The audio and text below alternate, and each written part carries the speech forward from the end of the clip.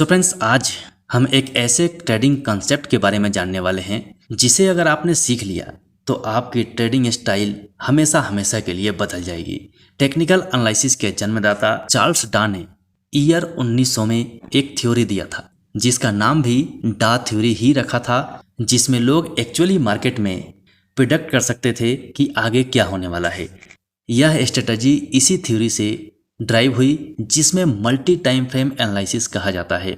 इस वीडियो में मैं आपको समझाऊंगा कि कैसे आप हायर टाइम फ्रेम से लेकर लोअर टाइम फ्रेम तक चार्ट एनालिसिस कर सकते हैं और अपने ट्रेडिंग डिसीजन को बेहतर बना सकते हैं। तो चलिए सबसे पहले समझते हैं कि मल्टी टाइम फ्रेम एनालिसिस होता क्या है।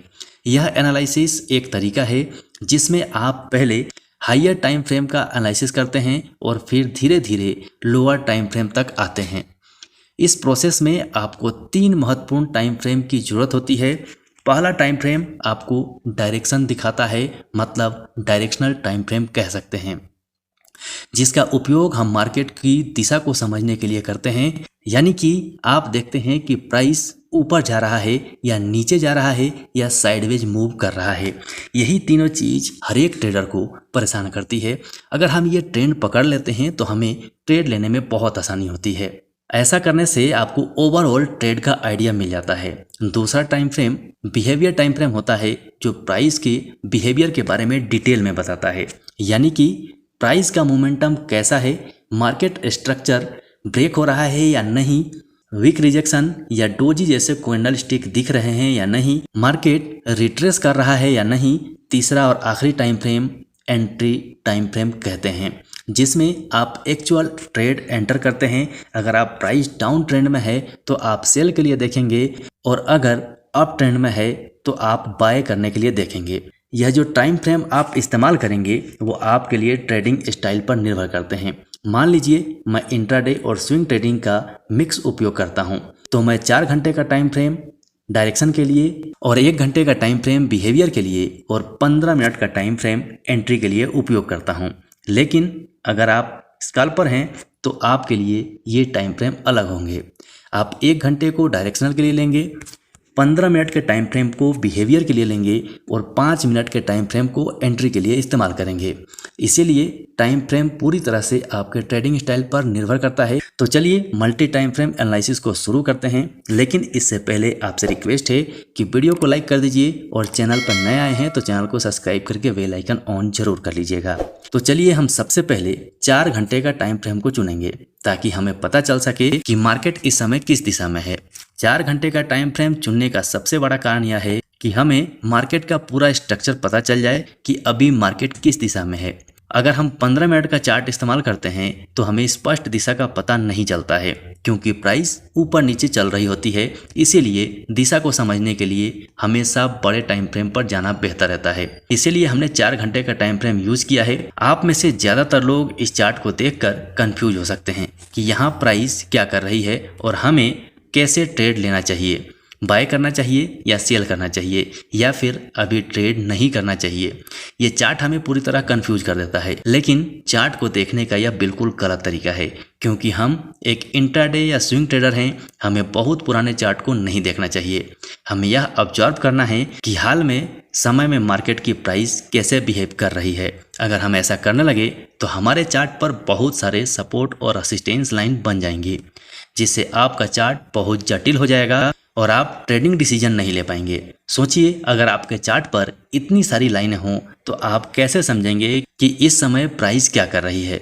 4 घंटे के टाइम फ्रेम में चार्ट बिल्कुल स्ट्रॉन्ग और अप ट्रेंड दिखा रहा है और इस समय प्राइस कंसोलिडेशन कर रही है। इस कंसोलिडेशन जोन का सबसे पहले हम हाई मार्क करेंगे और फिर कंसोलिडेशन जोन का लो मार्क करेंगे, वेट करेंगे। सबसे पहले मार्केट को हम डिसाइड करने देंगे कि उसे किस दिशा में जाना है। इस समय मार्केट दोनों तरफ जा सकता है, या तो अप ट्रेंड कंटिन्यू कर सकता है या फिर यहाँ से रिवर्स डाउन कर सकती है। अगर मैं इस समय लाइव ट्रेड में होता तो मैं सबसे पहले 4 घंटे का टाइम फ्रेम में कैंडल स्टिक को इन दोनों लाइनों के बाहर क्लोज होने का इंतजार करता। अभी हम डिसाइड करते कि हमें बाय करना है या सेल करना है। अगले कुछ कैंडल्स में प्राइस लोअर लो के नीचे कैंडल क्लोज करती है। ऐसे समय में ज़्यादातर न्यू ट्रेडर नए लोग जो होते हैं वो सेल पोजीशन में एंट्री करते। मैं चाहता हूं कि आप ध्यान से देखें इसके बाद प्राइस क्या करती है। अगले ही कैंडल में एक बड़ी बुलिश कैंडल बनती है। अब जो मैं आपको बताने वाला हूं उसे ध्यान से सुने, क्योंकि यह चीज़ आपकी ट्रेडिंग स्टाइल को हमेशा के लिए बदल सकती है। मैं आपको एक सीक्रेट टिप दे रहा हूं बिल्कुल फ्री में। अभी आप 4 घंटे के टाइम फ्रेम में कि ये एक स्ट्रांग अप ट्रेंड है, लेकिन जैसे ही हम चार्ट को 1 घंटे के टाइम फ्रेम में बदलते हैं तो हमें दिखता है कि प्राइस धीरे धीरे नीचे की तरफ जा रही है। और जब हम 1 घंटे के टाइम फ्रेम को 15 मिनट के टाइम फ्रेम में बदलते हैं तब हमें चार्ट पर एक स्ट्रांग डाउन ट्रेंड दिखता है। यह बात आपको बिल्कुल कंफ्यूज कर सकती है कि 4 घंटे के टाइम फ्रेम में प्राइस अप ट्रेंड में दिख रही है, लेकिन 1 घंटे के और 15 मिनट के टाइम फ्रेम में डाउन ट्रेंड शो कर रही है। ऐसा क्यों हो रहा है इसे समझिए। जब प्राइस 4 घंटे के टाइम फ्रेम में थी तो लास्ट के कुछ कैंडल्स में प्राइस रिटेस्टमेंट या पुल बैक दे रही थी। इसी पुल बैक को छोटे टाइम फ्रेम में देखने पर यह हमें डाउन ट्रेंड जैसे दिखाई देता है। एक बात हमेशा याद रखें, हायर टाइम फ्रेम हमेशा छोटे टाइम फ्रेम के ट्रेंड से ज़्यादा मजबूत होता है। इस सिचुएशन में 4 घंटे का टाइम फ्रेम 1 घंटे के टाइम फ्रेम से और 15 मिनट के टाइम फ्रेम से भी स्ट्रांग होता है, और 1 घंटे का टाइम फ्रेम 15 मिनट के टाइम फ्रेम से स्ट्रांग होगा। इसीलिए हम ट्रेड भी उसी डायरेक्शन में लेंगे जिसमें बड़े टाइम फ्रेम का ट्रेंड चल रहा हो। चूँकि 4 घंटे के टाइम फ्रेम का ट्रेंड अब ट्रेंड में है, इसीलिए हम बाय पोजीशन बनाने वाले हैं। अभी चार्ट 15 मिनट के टाइम फ्रेम में है और इस चार्ट में हमें तुरंत बाय ट्रेंड में एंट्री नहीं करनी है, क्योंकि प्राइस का मोमेंटम अभी भी डाउन साइड की तरफ ही है। पहले हम वेट करेंगे कि प्राइस 15 मिनट के टाइम फ्रेम में बेयरिश से बुलिश ट्रेंड में शिफ्ट हो जाए, तभी हम बाय पोजीशन में एंट्री करेंगे। अभी तक प्राइस कोई सिग्नल नहीं दे रही है कि वह बुलिश होने वाली है, इसीलिए अभी भी हम इंतजार करेंगे। अब देखिए, प्राइस इस लेवल को रिटेस्ट करने आती है, लेकिन पूरी तरह से ब्रेक नहीं कर पाती, फिर से नीचे चली जाती है और ऐसा दोबारा होता है, जिससे हमें पता चलता है कि अभी प्राइस साइडवेज हो चुकी है। इस समय बाय पोजीशन में एंट्री करने के लिए यह जरूरी है कि प्राइस इस लेवल के ऊपर क्लोज हो जाए और अपने अप ट्रेंड का स्ट्रक्चर बनाए। अगर हम प्राइस को 1 घंटे के टाइम फ्रेम में बदलते हैं तो हम देख सकते हैं कि अभी तक हमें कोई बुलिश सिग्नल नहीं मिला है जिसे हम बाय डिसीजन बना सकें। अगले कुछ कैंडल्स में प्राइस लास्ट स्विंग लो तक आती है और उस पर्टिकुलर लेवल से एक स्ट्रॉन्ग रिजेक्शन लेकर ऊपर की तरफ बढ़ जाती है, जिससे एक बिग ग्रीन बुलिश कैंडल बनती है। प्राइस ने ट्रेंड लाइन को ब्रेक कर दिया है, लेकिन 1 घंटे के टाइम फ्रेम पर ट्रेड एंट्री नहीं करनी है, इसीलिए हम अपने चार्ट को 15 मिनट के टाइम फ्रेम में बदल रहे हैं। अब हम कह सकते हैं कि मोमेंटम डाउन ट्रेंड से अप ट्रेंड में शिफ्ट हो चुका है और इस समय 15 मिनट के टाइम फ्रेम में मोमेंटम अप है, 1 घंटे के टाइम फ्रेम में मोमेंटम अप है और आखिरकार 4 घंटे के टाइम फ्रेम में भी मोमेंटम अप है। जब इन तीनों टाइम फ्रेम में मोमेंटम एक ही दिशा में होता है तब समझो कि आपका सेटअप बनकर तैयार है, और यह किसी जादू से कम नहीं है। हमेशा याद रखें, कभी भी जल्दबाजी में ट्रेड नहीं करना चाहिए। हमें तब तक इंतजार करना चाहिए जब तक तीनों टाइम फ्रेम में प्राइस एक ही दिशा में ना हो जाए। अब यहाँ पर बाय पोजीशन में एंट्री करते हैं, ठीक इस जॉइंट ग्रीन कैंडल के क्लोजिंग पर, जिसमें हमारा स्टॉप लॉस ट्रेंड लाइन के थोड़े से नीचे होगा। इस ट्रेड में हमारा टारगेट लेवल 4 घंटे के टाइम फ्रेम के स्विंग हाई पर होने वाला है, क्योंकि प्राइस ने इसी लेवल से डाउन ट्रेंड की शुरुआत की थी और डाउन ट्रेंड में शिफ्ट हो गया था। इसे आप सप्लाई जोन या फिर रेसिस्टेंस एरिया भी कह सकते हैं। अगर आप टारगेट सेट करने में कंफ्यूज हो रहे हैं तो मैं आपको एक टिप्स देता हूं। ट्रेड में एंट्री करने से पहले आपको चार्ट के लेफ्ट साइड देखना चाहिए, मतलब कि पुराने चार्ट को ध्यान से देखना चाहिए और देखना चाहिए कि स्विंग कौन कौन से लेवल पर है। जैसे कि लास्ट टाइम का एक स्विंग हाई यह है और इससे पहले यह एक स्विंग हाई है, तो हम इस समय 2 टारगेट रख सकते हैं। लेकिन क्योंकि बड़े टाइम फ्रेम में ट्रेड अप साइड में जा रहा है और स्ट्रॉन्ग तरीके से जा रहा है, इसीलिए स्विंग हाई को टारगेट रखना ज़्यादा सही रहेगा। और देखो, प्राइस बिना समय बर्बाद किए ऊपर की तरफ चली गई। टाइम फ्रेम को 15 मिनट से 1 घंटे में शिफ्ट करते हैं तो अब प्राइस अपने हाई के आसपास है, और अगर आप यहां पर बाय पोजीशन में ट्रेड एंट्री करते हैं तो आपका स्टॉप लॉस काफ़ी बड़ा हो सकता है, जिससे आपका रिस्क रिवार्ड रेशियो खराब हो जाएगा। इसीलिए हमें तुरंत एंट्री नहीं करनी चाहिए, बल्कि प्राइस को पहले रिट्रेस होने देना चाहिए। इस लेवल पर प्राइस रेड कैंडल बनाते हुए नीचे आती है और इस लेवल को टच करती है, लेकिन आप तुरंत यहाँ पर एंट्री नहीं ले सकते हैं।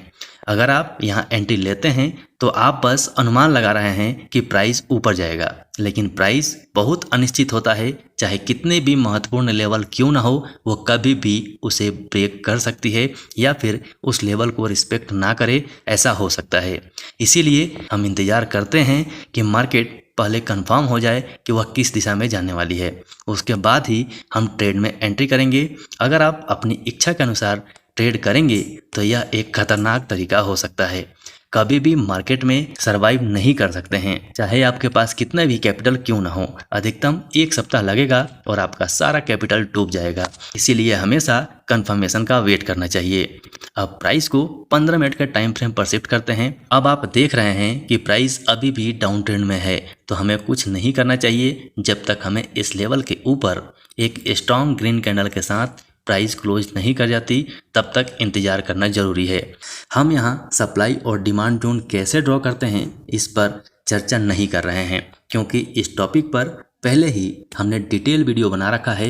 आप पुराने चैनल पर जाकर वीडियो को देख सकते हैं और समझ सकते हैं। मैं चाहता हूँ कि आप इस स्थिति को ध्यान से देखें और इसे हमारे पुराने चैनल पे जो वीडियो हैं उससे लिंक करके देख पाएँ, ताकि आपको हर चीज़ समझ में आ जाए। अगर आपने वो वीडियो नहीं देखा है तो कमेंट सेक्शन में कमेंट कर दीजिएगा। मैं इस चैनल के ऊपर भी उस टाइप का वीडियो बना दूंगा जो आपको समझने में काफ़ी आसान हो जाएंगी। अब हमारे पास 3 कन्फर्मेशन हैं, मतलब फर्स्ट कैंडल 15 मिनट के टाइम फ्रेम में ट्रेड अप है, सेकेंड 1 घंटे के टाइम फ्रेम में ट्रेड अप है, और थर्ड 4 घंटे के टाइम फ्रेम में भी प्राइस अप है। हम जानते हैं कि यह सेटअप आपके लिए एक जादू की तरह काम करता है। इस कैंडल की क्लोजिंग पर हम बाय ट्रेंड में एंट्री करेंगे, जिससे हमारा स्टॉप लॉस कैंडल के लो के पास होगा और टारगेट नेक्स्ट स्विंग के हाई पर होगा।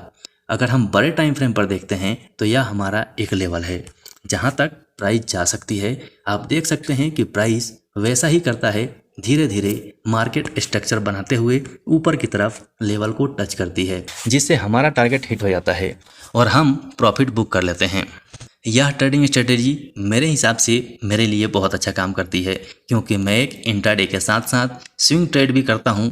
लेकिन जब आप इस स्ट्रेटजी का उपयोग में लाएंगे तो अपने ट्रेडिंग स्टाइल के अनुसार टाइम फ्रेम को चेंज कर सकते हैं। स्ट्रेटजी समझ में आ गई हो तो इसे बैक टेस्ट करें, फिर देखें आपके लिए काम करती है या नहीं करती। उसके बाद ही ओरिजिनल अकाउंट में आएँ, इसे अप्लाई करें, और वीडियो अच्छा लगा हो तो वीडियो को लाइक कर दें, और फ्री में प्राइस एक्शन ट्रेडिंग सीखने के लिए हमारे इस चैनल को सब्सक्राइब जरूर कर लें। सो अभी के लिए वीडियो में इतना ही। आप सभी का बहुत बहुत धन्यवाद।